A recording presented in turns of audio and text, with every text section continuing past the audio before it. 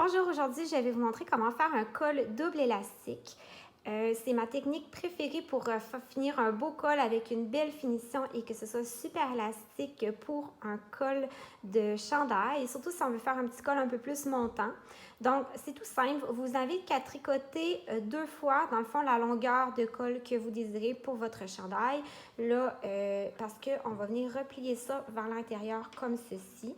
Fait que ça, c'est vraiment selon ce que vous voulez. Vous pouvez le faire plus long ou plus court, vraiment au choix. Une fois que ça c'est fait, la différence d'avec un col normal, qu'on viendrait simplement rabattre les mailles et faire une petite couture à l'intérieur pour le maintenir en place, c'est qu'on ne rabat pas les mailles. On va venir comme un peu faire une couture des mailles en prenant les mailles au vif comme ça, sans les rabattre au préalable.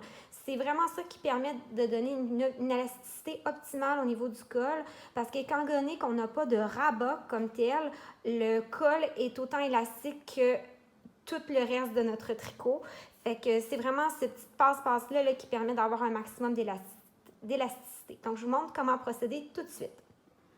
Donc, pour réaliser le col double élastique, il faut tout d'abord couper notre fil qui est attaché sur la pelote en se gardant une longueur d'environ 3 fois la circonférence de votre col.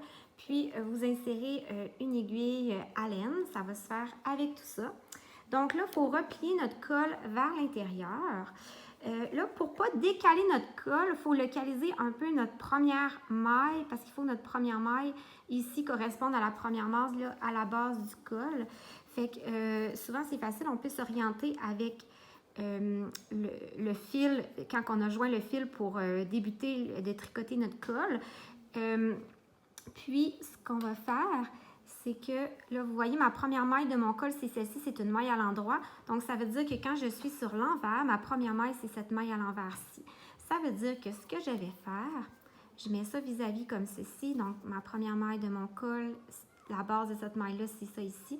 Je vais simplement venir glisser mon fil dans ma maille et dans la genre de petite bordure ici, là, qu'on crée en relevant les mailles, là, vous pouvez prendre juste le brin. Ça ne dérange pas, en fait, n'importe quel brin que vous allez prendre. L'important, c'est juste de venir fixer ça ici comme ça.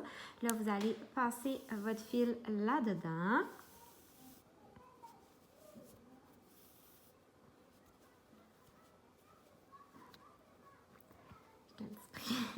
Pris dans mon autre aiguille.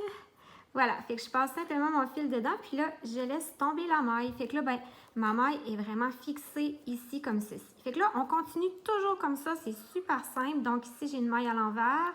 Faites sûr que là, vous êtes dans une maille à l'endroit cette fois-ci. On la voit ici.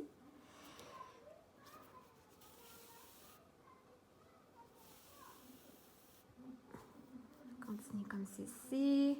Laisse tomber la maille. Encore une fois, là, je suis dans une maille à l'endroit. Ici. Ici, je vais être dans la maille ici.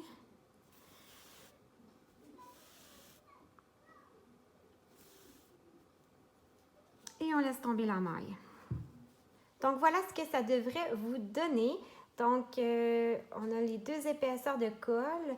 Ça fait une genre de petite couture là, comme ceci là, qui est bien propre sur l'extérieur. Puis, c'est surtout, comme je vous dis, super, super élastique. C'est autant élastique que le restant de votre tricot. Donc, voilà.